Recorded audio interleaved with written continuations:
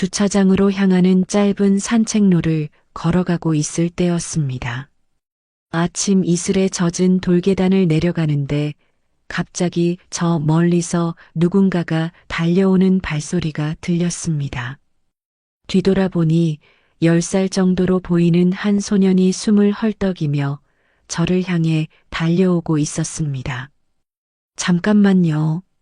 차에 타지 마세요.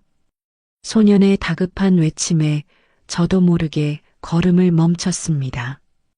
평소 같았으면 그저 지나가는 아이의 장난으로 여기고 넘어갔을 테지만 소년의 눈빛에서 진심이 느껴졌습니다.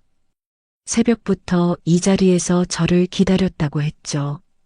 교복 차림의 소년은 마치 오래 달리기를 한 것처럼 땀에 흠뻑 젖어 있었습니다.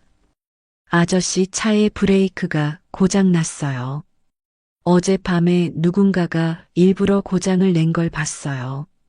순간 등줄기가 서늘해졌습니다. 소녀는 이어서 충격적인 이야기를 들려주었습니다. 어젯밤 우연히 창문 밖을 내다보다가 주차장에서 이상한 움직임을 목격했다는 것이었습니다. 달빛 아래에서 두 사람이 제 차량 아래에서 무언가를 만지작거리는 모습을 보았다고 했습니다. 더욱 놀라운 것은 그 중 한 사람이 제 아내 미래였다는 사실이었습니다. 소년의 말에 따르면 미래와 함께 있던 남자는 검은 옷을 입고 있었고 키가 크고 마른 체격이었다고 했습니다. 두 사람은 차 밑에서 무언가를 자르는 듯한 동작을 했고 작업을 마친 후에는 서둘러 어둠 속으로 사라졌다고 했습니다. 처음에는 소년의 이야기를 믿기 어려웠습니다. 하지만 아침 식탁에서 보였던 미래의 이상한 행동들이 떠올랐습니다. 평소와 다른 포옹, 흔들리는 눈빛, 그리고 떨리는 목소리까지 모든 것이 하나씩 연결되기 시작했습니다. 소녀는 제 눈을 똑바로 바라보며 말했습니다. 제가 거짓말을 하는 것 같으시다면 직접 확인해 보세요. 지금 당장요. 그 순간 저는 처음으로 제 일상의 평화로움이 얼마나 위태로운 것이었는지 깨닫게 되었습니다. 소년의 진심 어린 목소리는 마치 운명의 경고와도 같았습니다. 그리고 이 경고를 무시했다면 아마도 제 인생은 완전히 다른 방향으로 흘러갔을지도 모릅니다. 소년의 경고를 들은 후 저는 즉시 박 기사에게 차량 점검을 요청했습니다.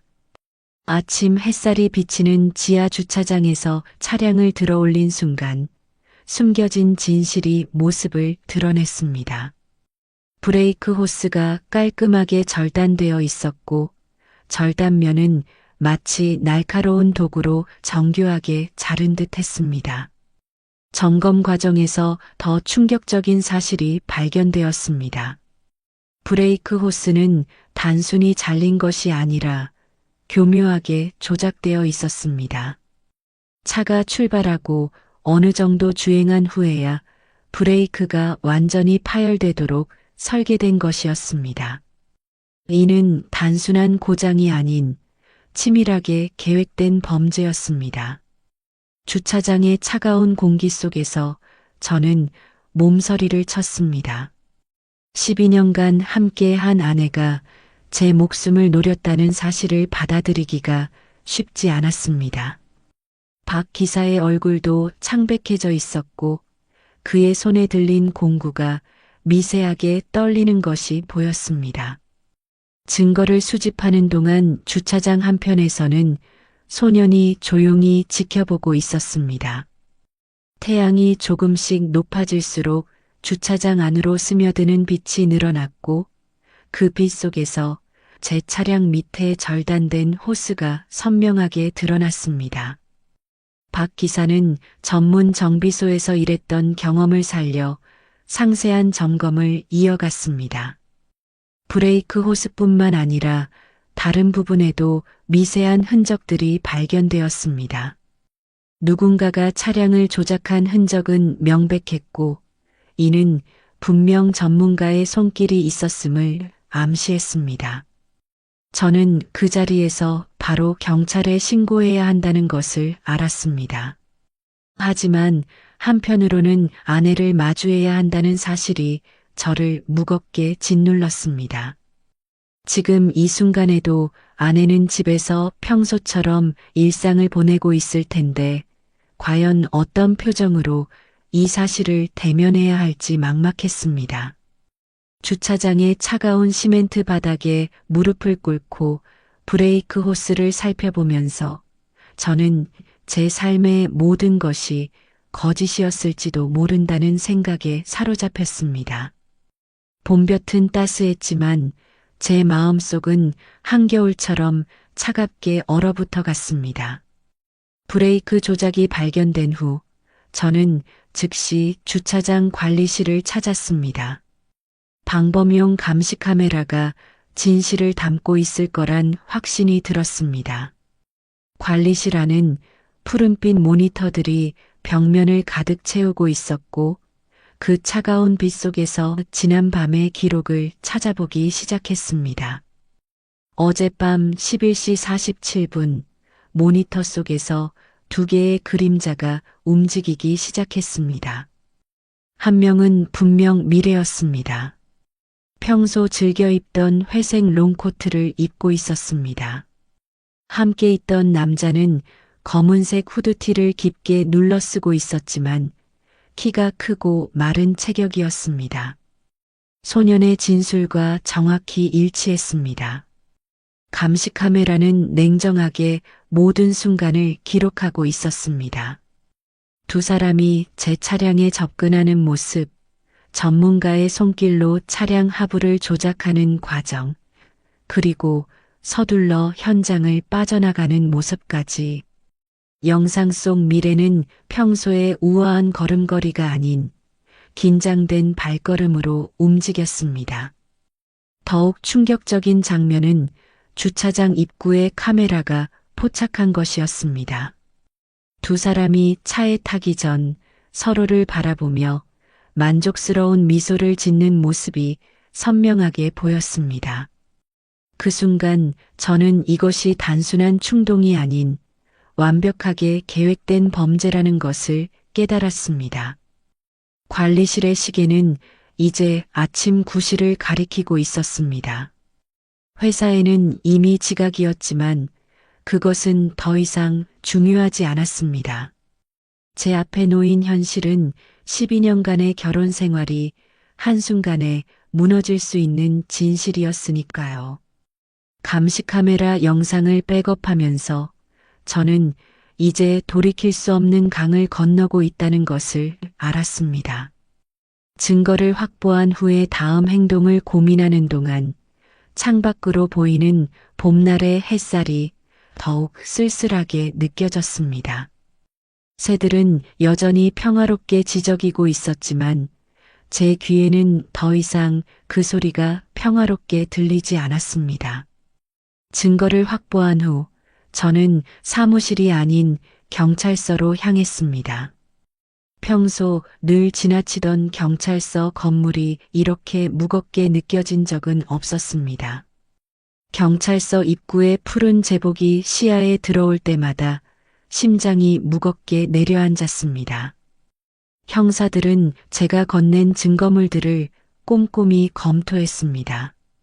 감시 카메라 영상, 브레이크 호스의 사진, 그리고 박 기사의 진술서까지 모든 것이 하나의 명백한 사실을 가리키고 있었습니다. 제 아내가 누군가와 공모하여 제 목숨을 노렸다는 충격적인 진실을요. 조사실에 앉아 있는 동안 저는 지난 12년을 되돌아보았습니다. 신혼 때의 달콤했던 순간들, 함께 회사를 일궈온 시간들, 서로를 위해 준비했던 작은 이벤트들까지. 그 모든 것들이 이제는 의심스러워졌습니다. 미래는 언제부터 이런 계획을 세웠을까요? 우리의 행복했던 순간들은 모두 연기였던 걸까요? 형사들은 신중하게 체포 계획을 세웠습니다. 미래와 검은 옷을 입은 남자의 신원을 확인하고 증거를 더 수집하는 동안 저는 평소처럼 행동하라는 조언을 받았습니다. 하지만 이미 무너져버린 신뢰를 안고 평소처럼 행동한다는 것은 거의 불가능한 일처럼 느껴졌습니다. 경찰서를 나서면서 문득 하늘을 올려다보았습니다. 맑고 푸른 봄하늘이 펼쳐져 있었지만 제 마음속은 검은 구름으로 가득했습니다. 이제 저는 집으로 돌아가 미래를 마주해야 했습니다. 아내의 얼굴을 보면서도 아무것도 모르는 척해야 했습니다. 차 안에서 휴대폰을 확인하니 미래에게서 온 문자가 여러 개 쌓여 있었습니다. 평소와 다름없는 걱정스러운 문자들이었습니다. 하지만 이제는 그 문자들 속에 숨겨진 다른 의미를 찾게 되었습니다. 한 글자 한 글자가 모두 거짓으로 보였고 그 속에 감춰진 사리가 느껴지는 듯 했습니다. 봄바람이 불어오는 오후 저는 무거운 발걸음을 끌며 다시 집으로 향했습니다. 이제 제 앞에는 진실과 마주해야 하는 시간만이 남아 있었습니다. 저녁 무렵 집으로 돌아왔을 때 미래는 평소처럼 현관에서 저를 맞이했습니다. 하지만 이제 저는 달랐습니다. 아내의 다정한 미소 뒤에 숨겨진 의도가 보였고 부드러운 손길 속에 감춰진 냉혹함이 느껴졌습니다. 거실의 따스한 조명 아래에서도 제 마음은 얼음장처럼 차가웠습니다. 저는 노트북을 켜고 감시 카메라 영상을 재생했습니다. 화면 속에는 어둠 속에서 움직이는 두 사람의 모습이 선명했습니다. 미래의 얼굴이 영상에 비춰지는 순간 거실의 공기가 얼어붙는 것 같았습니다. 평소에 우아하고 세련된 모습은 온데간데 없이 사라지고 낯선 긴장감이 감돌았습니다. 영상이 재생되는 동안 미래의 표정은 순식간에 변해갔습니다. 처음에는 놀람, 이어서 당황, 그리고 마지막으로 체념. 그녀의 얼굴에서 가면이 한 겹씩 벗겨지는 것을 지켜보는 일은 고통스러웠습니다. 12년이라는 세월이 만들어낸 신뢰가 물거품처럼 사라지는 순간이었습니다. 창밖으로는 노을이 지고 있었습니다. 붉은 저녁 하늘이 우리 부부의 마지막 순간을 지켜보는 것 같았습니다. 거실의 공기는 점점 더 무거워졌고 시계의 초침 소리만이 정적을 깨고 있었습니다. 미래는 이제 더 이상 변명하지 않았습니다. 그저 창밖을 바라보며 깊은 한숨을 내쉴 뿐이었습니다. 그때였습니다. 현관문이 열리며 경찰들이 들어섰습니다. 수갑을 채우는 소리가 거실에 울려 퍼졌습니다. 미래는 마지막까지 저를 바라보았지만 더 이상 그 눈빛에서 예전의 따스함은 찾을 수 없었습니다. 단지 실패한 계획에 대한 후회와 체념만이 남아있을 뿐이었습니다. 붉은 노을이 완전히 저물 무렵 저는 홀로 거실에 남았습니다. 벽에 걸린 우리의 결혼 사진이 이제는 낯선 풍경화처럼 느껴졌습니다. 12년의 결혼 생활이 이렇게 막을 내릴 줄은 그 누구도 예상하지 못했을 것입니다.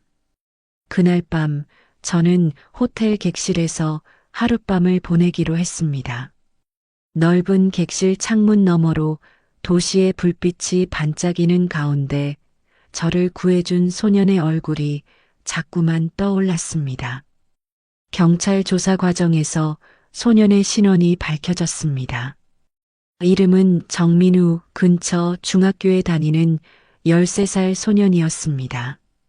민우는 우리 아파트 맞은편 건물 15층에 살고 있었습니다.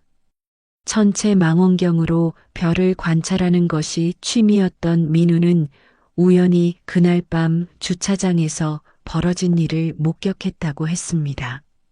망원경으로 본 것이 수상해 보여 휴대폰으로 동영상도 찍어두었다는 소년의 판단력이 결국 제 목숨을 구했습니다.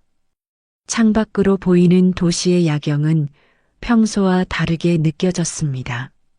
수많은 불빛 하나하나가 각자의 삶과 이야기를 품고 있을 것이란 생각이 들었습니다. 그 불빛들 중 하나가 바로 민우의 방이겠지요.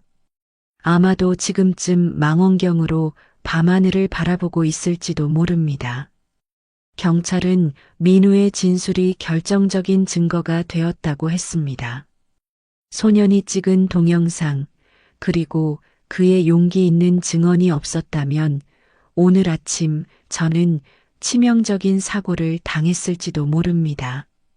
한 소년의 선한 마음이 제 인생을 바꾸어 놓은 것입니다.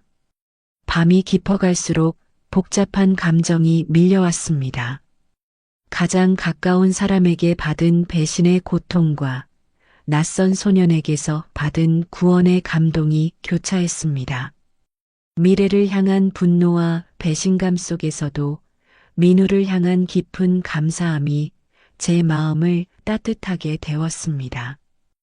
호텔방의 시계가 자정을 가리켰습니다. 창밖의 도시는 점점 더 깊은 잠에 빠져들고 있었지만 제 마음속에는 새로운 결심이 피어나고 있었습니다. 이제는 제가 민우에게 도움의 손길을 내밀 차례였습니다. 그의 선한 마음과 용기가 더 크게 자랄 수 있도록 제가 할 수 있는 모든 것을 돕기로 마음먹었습니다. 사건 발생 일주일 후 저는 가족들을 저택으로 초대했습니다. 진실을 알려야 할 사람들이 있었기 때문입니다. 어머니, 동생 부부, 그리고 미래의 친정 부모님까지 모두가 아직 이 사건의 전말을 알지 못했습니다. 저녁 식사 자리에는 무거운 긴장감이 감돌았습니다. 주방에서는 평소처럼 요리사가 저녁 식사를 준비했습니다. 식탁에는 가족들이 좋아하는 요리들이 하나둘 놓여갔지만 그 어느 때보다 차가운 식사 자리가 될 것임을 알고 있었습니다. 창밖으로는 봄비가 내리기 시작했고 빗방울 소리가 정적을 채웠습니다. 미래의 부모님은 평소와 다른 제 표정을 눈치챈 듯 했습니다. 어머니도 무언가 심상치 않음을 직감하신 듯 불안한 눈빛으로 저를 바라보셨습니다. 식탁에 놓인 와인잔에는 붉은 와인이 채워졌지만 누구도 먼저 잔을 들지 않았습니다. 저는 준비해온 태블릿을 꺼냈습니다. 화면에는 그날 밤의 감시 카메라 영상이 저장되어 있었습니다. 영상이 재생되는 동안 식당은 완전한 침묵에 빠졌습니다. 미래의 어머니는 손으로 입을 가리셨고 아버지는 고개를 떨구셨습니다. 제 어머니는 눈물을 흘리셨습니다. 비가 더욱 거세게 내리기 시작했습니다. 창밖의 나무들이 빗속에서 흔들리는 모습이 마치 우리 가족의 흔들리는 모습과 닮아 있었습니다. 식탁 위의 음식은 점점 식어갔고 와인잔 속의 붉은 액체는 손도 대지 않은 채 그대로였습니다. 이 자리는 단순한 저녁 식사가 아닌 우리 가족의 마지막 만찬이 되었습니다.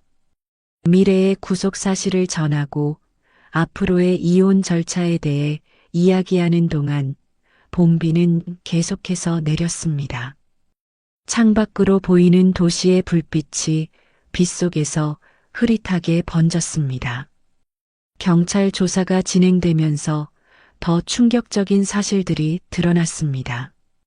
검은 옷을 입은 남자의 정체는 미래의 대학 동창인 강태준이었습니다. 둘은 3년 전부터 비밀 연락을 주고받아왔고 제 회사의 지분을 노리고 이런 계획을 세웠다고 했습니다. 수사관들이 건넨 자료 속에는 둘의 관계를 증명하는 수많은 증거가 있었습니다. 검찰은 미래와 태준의 계획이 단순한 충동이 아닌 치밀하게 준비된 범죄였다고 설명했습니다. 제가 사고로 사망한 후 미래는 유산을 상속받아 태준과 함께 회사의 경영권을 차지하려 했다는 것이었습니다. 태준은 이미 여러 차례 기업 사기 전과가 있는 인물이었습니다. 수사 과정에서 더 놀라운 사실이 밝혀졌습니다. 미래는 결혼 전부터 저의 개인 정보를 수집해왔다고 합니다. 제 회사가 성장 가능성이 높다는 것을 알고 접근했다는 사실에 가슴이 무너져 내렸습니다. 12년간의 결혼 생활이 모두 계획된 연기였다는 것을 받아들이기가 힘들었습니다.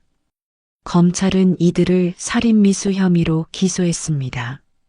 재판이 진행되는 동안 법정에서 마주한 미래의 모습은 더 이상 제가 알던 사람이 아니었습니다.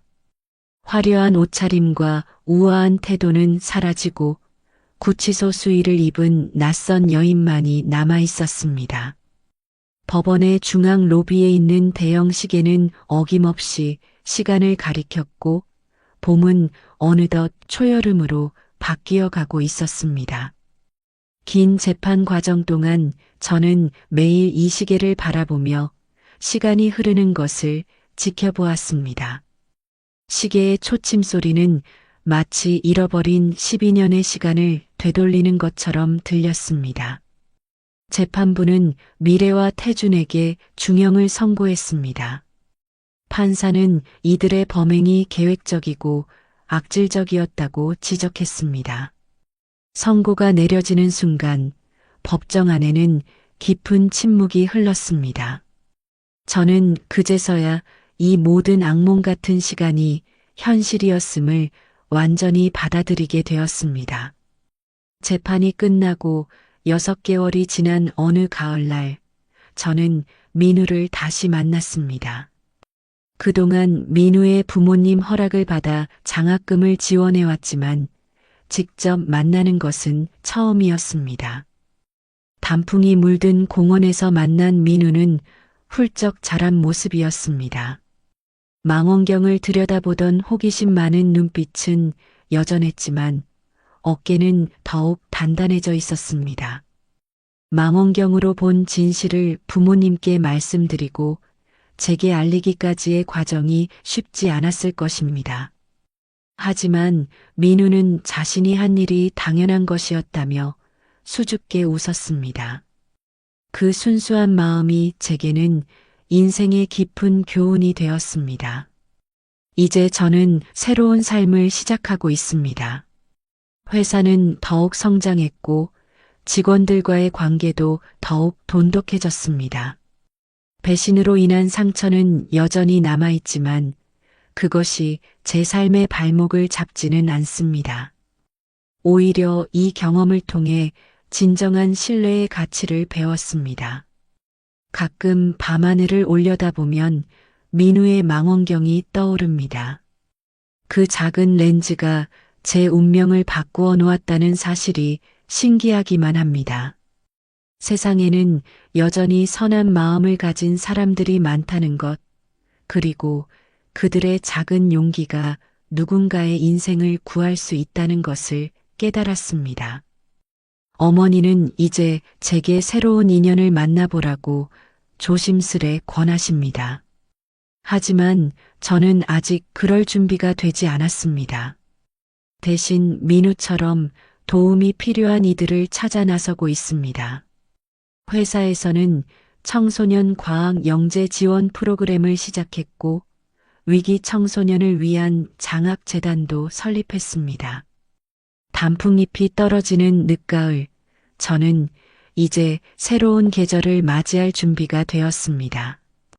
인생은 때로는 우리가 예상치 못한 방향으로 흘러가지만 그 속에서도 희망은 항상 존재한다는 것을 배웠습니다. 마치 어둠 속에서도 별을 발견한 민우처럼 저 역시 제 삶의 새로운 빛을 찾아가고 있습니다. 다음은 장민성님의 사연입니다. 카네기홀 독주회를 앞두고 리허설 중이었던 그날, 객석에서 들려온 한마디가 제 인생을 완전히 바꿔놓았습니다. 어머니의 갑작스러운 부고였습니다. 공연을 위해 제가 미국으로 떠난 바로 그날, 어머니는 교통사고로 돌아가셨다는 소식이었습니다. 그 후로 저는 더 이상 피아노 앞에 앉지 못했습니다. 하지만 음악을 완전히 떠날 수는 없었습니다. 대신 후학양성을 선택했고 음악학원을 열었습니다. 매일 학생들의 연주를 듣고 가르치면서도 제 손가락은 건반을 피해 다녔습니다. 피아노 연주를 지도할 때도 목소리로만 설명했습니다. 그러던 어느 봄날 오후 평소와 다른 연주가 들렸습니다. 쇼팽의 녹턴 20번, 유난히 맑고 순수한 음색이 제 발걸음을 멈추게 했습니다. 3층 연습실에서 들려오는 그 소리를 따라 올라가 보니 한 소녀가 피아노 앞에 앉아 있었습니다. 이지원, 중학교 3학년이라고 했습니다. 입학 상담을 위해 온 학생이었습니다. 그날 처음 들은 그녀의 연주는 15년 전 제가 마지막으로 연주했던 그 곡과 같았습니다. 하지만 소녀의 연주에는 제가 잃어버린 무언가가 담겨 있었습니다. 순수한 열정, 음악을 향한 맑은 동경이었을까요? 창밖으로 석양이 물들어가는 가운데 소녀의 연주는 계속되었습니다. 그리고 저는 오랫동안 잊고 있었던 감정이 서서히 되살아나는 것을 느꼈습니다. 가슴 한켠에서 잠들어 있던 음악에 대한 그리움이었습니다. 봄이 무르익어가던 4월 초 학원에 새로운 강사가 부임했습니다. 조수현 35살의 젊은 피아니스트였습니다. 파리 음악원을 졸업하고 여러 국제대회에서 수상한 경력을 가진 실력자라고 했습니다. 이력서에는 화려한 수상 경력들이 빼곡히 적혀 있었고 유럽의 유명 공연장에서의 연주 영상도 인상적이었습니다. 수연의 부임은 학원에 신선한 바람을 일으켰습니다. 유럽에서 배운 최신 교습법과 세련된 교육 방식은 학부모들 사이에서 큰 호응을 얻었습니다. 특히 그녀의 프랑스식 터치 교육법은 학생들의 음색을 눈에 띄게 변화시켰습니다. 하지만 제 눈에는 수연의 행동이 조금 이상하게 보였습니다. 그녀는 유독 이지원에게 관심을 보였습니다. 방과 후 특별 레슨을 자청했고 퇴근 시간이 지나서도 이지원과 함께 연습실에 남아있곤 했습니다. 처음에는 제자를 향한 열정이라 생각했지만 뭔가 다른 의도가 있는 것 같았습니다. 어느 날 저는 우연히 연습실 밖에서 이들의 대화를 듣게 되었습니다. 수연은 이지원에게 곧 있을 국제 청소년 피아노 콩쿠르 출전을 권유하고 있었습니다. 그런데 그 말투에는 단순한 권유 이상의 무언가가 담겨 있었습니다. 마치 자신의 목표를 위해 이지원을 이용하려는 듯한 느낌이었습니다. 더욱 이상했던 것은 수연의 레슨 방식이었습니다. 그녀는 이지원의 순수한 음악성을 살리기보다는 기계적인 테크닉과 화려한 표현에만 집중했습니다. 마치 콩쿠르용 연주자를 만들어내려는 듯 했습니다. 이지원의 맑고 순수했던 연주가 점점 변해가는 것이 느껴졌습니다. 그러던 중 이지원의 어머니가 찾아왔습니다. 딸이 요즘 피아노 연습에 지나치게 몰두하여 건강이 나빠지고 있다는 걱정이었습니다. 하지만 수연은 이를 대수롭지 않게 여기며 오히려 더 강도 높은 연습을 권했습니다. 연습실 창문으로 비치는 노을빛 속에서 저는 문득 15년 전 제 모습이 떠올랐습니다. 끝없는 연습과 완벽을 향한 집착, 그리고 그 끝에 찾아온 비극까지. 이지원이 같은 전철을 밟게 할 수는 없었습니다. 이제는 제가 나서야 할 때였습니다. 사무실에서 서류 정리를 하던 중 우연히 수연의 이력서를 다시 보게 되었습니다. 화려한 수상 경력들 사이에서 이상한 점을 발견했습니다. 파리 국제 콩쿠르 2위 수상?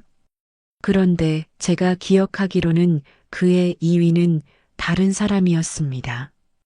은퇴 후에도 늘 관심을 가지고 지켜봐온 대회였기에 착각일 리는 없었습니다. 의심이 커져 다른 이력들도 확인해 보기 시작했습니다.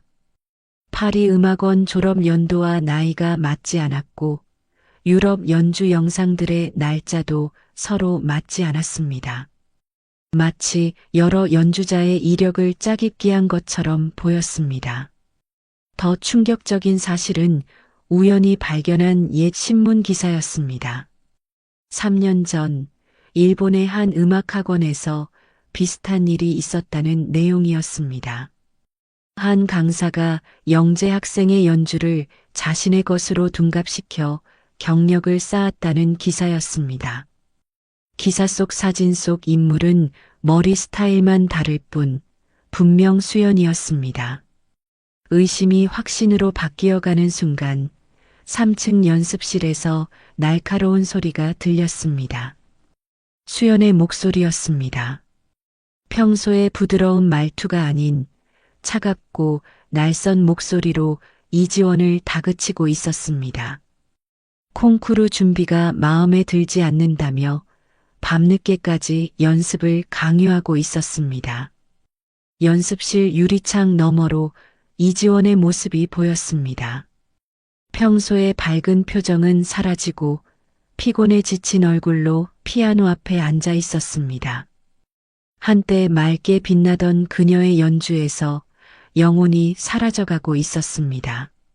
마치 수연이 원하는 대로 움직이는 기계처럼 변해가고 있었습니다. 저녁이 되어 모두가 돌아간 후 홀로 남아 피아노실에 앉았습니다. 달빛이 건반 위로 고요히 내리쬐는 가운데 결심이 섰습니다. 이지원을 수연의 소나기에서 구해내야 했습니다. 그러기 위해서는 제가 가장 두려워하는 것과 마주해야 했습니다. 15년간 닫아두었던 피아노의 뚜껑을 열어야 했습니다. 그날 밤 처음으로 피아노 앞에 앉았습니다. 떨리는 손가락으로 건반을 누르자 묵직한 소리가 어둠 속을 가르며 울려 퍼졌습니다. 녹슨 기억이 천천히 되살아나기 시작했습니다. 청소년 피아노 콩쿠르까지 한 달이 남았습니다. 수연은 이지원을 데리고 매일 밤늦게까지 연습을 계속했고 저는 그들을 지켜보며 증거를 수집했습니다. 하지만 이지원의 연주는 날이 갈수록 생기를 잃어갔습니다. 라흐마니노프의 피아노 협주곡 2번 수연이 콩쿠르 과제곡으로 선택한 곡이었습니다. 어느 날 밤 모두가 떠난 학원에서 혼자 연습실에 앉아 있었습니다. 피아노 앞에 앉아 15년 전의 기억이 물밀듯이 밀려왔습니다. 카네기홀의 차가운 공기, 객석의 숨막히는 정막, 그리고 어머니의 부고를 전하던 매니저의 목소리까지 손가락이 저절로 떨려왔습니다. 그때 문득 이지원이 처음 연주했던 쇼팽의 녹턴이 떠올랐습니다.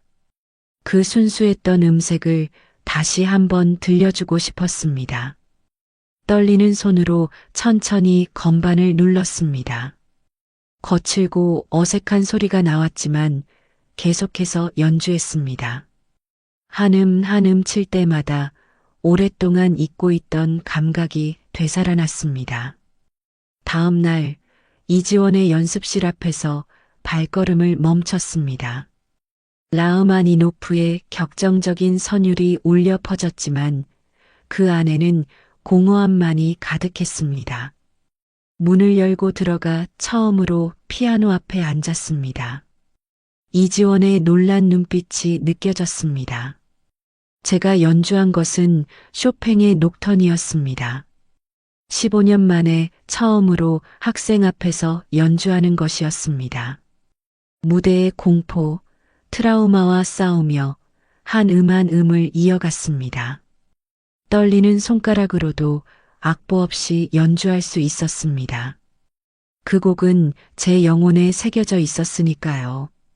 연주가 끝나고 이지원의 눈에서 눈물이 흘렀습니다. 그제야 그녀도 자신의 연주에서 무언가가 잘못되어 가고 있다는 것을 깨달은 듯 했습니다. 수연이 강요하는 화려한 테크닉이 아닌 진정한 음악의 감동이 무엇인지를 보여주고 싶었습니다. 하지만 그 순간 문이 벌컥 열리며 수연이 들어왔습니다. 그녀의 차가운 눈빛이 저를 향했습니다. 이제 더 이상 숨길 수 없는 대립이 시작되었습니다. 진정한 음악과 거짓된 명예 사이의 싸움이었습니다. 파리 음악원 동창의 사무실로부터 답장이 왔습니다. 제가 보낸 수연의 졸업 관련 문의에 대한 회신이었습니다. 예상대로였습니다. 조수연이라는 이름의 졸업생은 존재하지 않았습니다. 그녀가 제출했던 모든 증명서가 위조된 것이었습니다.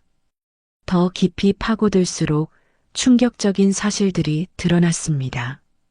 일본 음악학원 사건의 피해자였던 학생의 아버지가 보내온 이메일에는 더 자세한 내용이 담겨 있었습니다.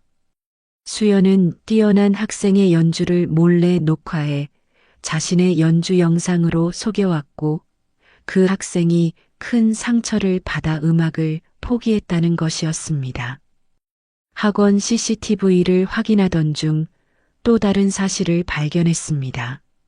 수연은 밤마다 이지원의 연습 영상을 몰래 촬영하고 있었습니다. 휴대폰으로 녹화하는 모습이 선명하게 찍혀 있었고 그녀의 컴퓨터에는 여러 편집 프로그램이 설치되어 있었습니다. 이지원의 재능을 이용해 또 다른 거짓된 경력을 만들려는 계획이었습니다. 증거를 수집하는 동안 이지원의 건강은 급격히 나빠지고 있었습니다. 창백한 얼굴로 피아노 앞에 앉아 있는 모습이 자주 보였고 때로는 현기증을 호소하기도 했습니다. 하지만 수연은 아랑곳하지 않고 더 강도 높은 연습을 강요했습니다. 콩쿠르에서의 우승이 그녀에게는 전부인 듯 했습니다. 어느 늦은 밤 연습실에서 격렬한 말다툼이 벌어졌습니다.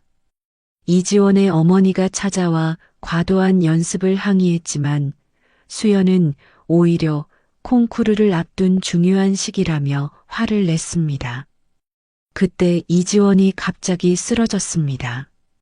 극도의 피로와 스트레스로 인한 실신이었습니다. 병원으로 이송된 이지원의 상태를 확인하면서 더 이상 지체할 수 없다는 생각이 들었습니다.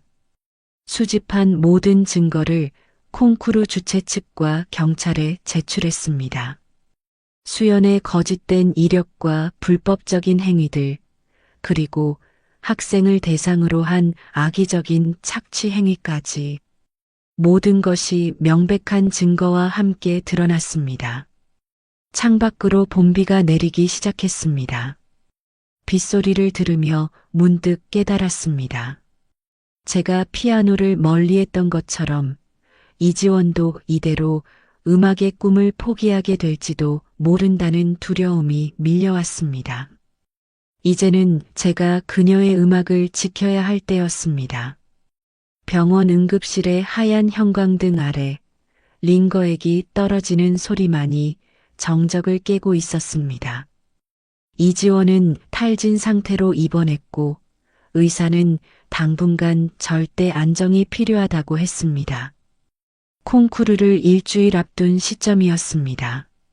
수연의 정체가 밝혀진 후 학원은 큰 혼란에 빠졌습니다. 학부모들의 항해 전화가 쏟아졌고 언론에서도 취재 요청이 끊이지 않았습니다. 경찰 조사도 시작되었습니다. 하지만 수연은 모든 혐의를 부인하며 오히려 이지원의 콩쿠르 출전을 막으려 한다며 저를 비난했습니다.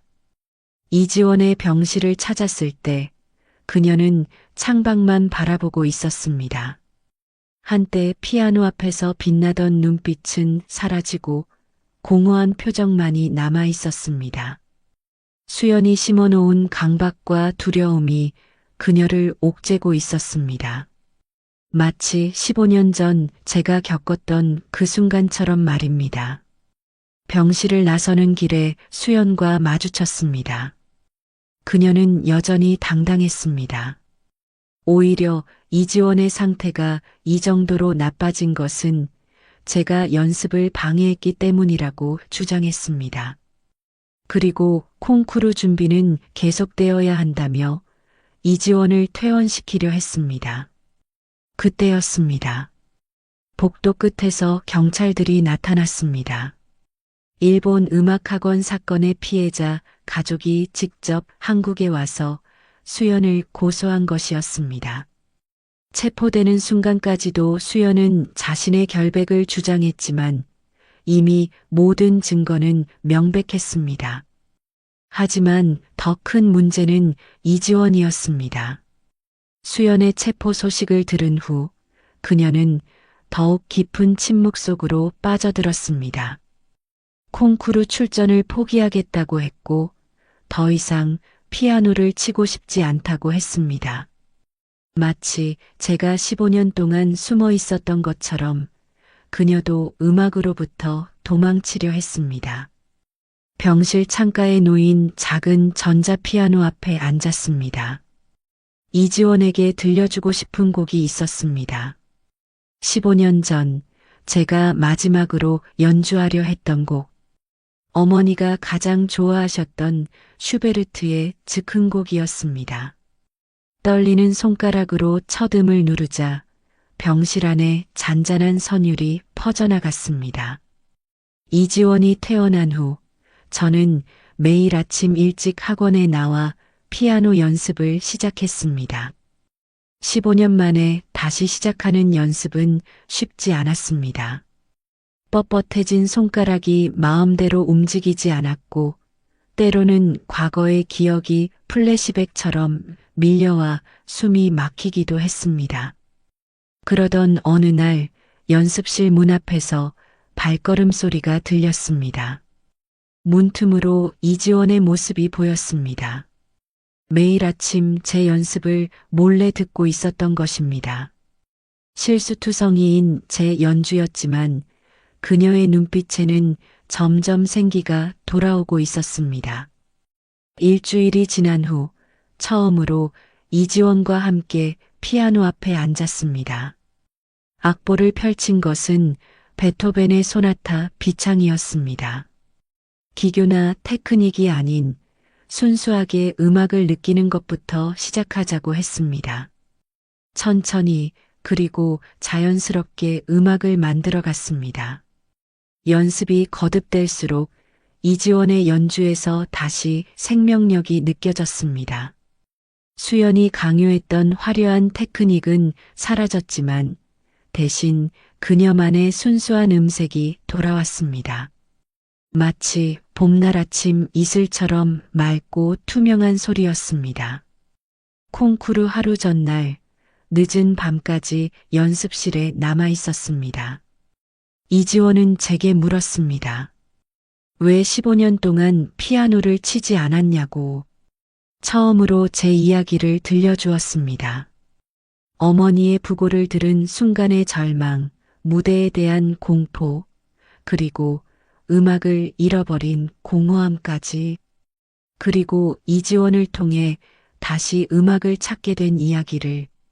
다음 날 아침 콩쿠르 대기실에서 이지원의 차례를 기다렸습니다. 그녀의 눈빛은 더 이상 불안하지 않았습니다. 대신 음악을 진정으로 사랑하는 사람의 평온함이 깃들어 있었습니다. 그리고 저는 객석에서 그녀의 연주를 기다리며 15년 만에 처음으로 무대의 설렘을 다시 느꼈습니다. 콩쿠르 전날 예술이전당 리허설실은 긴장감으로 가득했습니다. 참가자들의 연습 소리가 복도를 가득 메웠고 초조한 발걸음 소리가 여기저기서 들려왔습니다. 이지원의 리허설 순서는 오후 3시. 저희에게 주어진 마지막 연습 시간이었습니다. 리허설실에 들어서는 순간 예상치 못한 방문객과 마주쳤습니다. 심사위원장인 박재영이었습니다. 수연의 사건으로 콩쿠르의 공정성이 의심받고 있는 상황에서 그는 직접 모든 참가자의 리허설을 참관하고 있었습니다. 그의 날카로운 시선이 이지원을 향했습니다.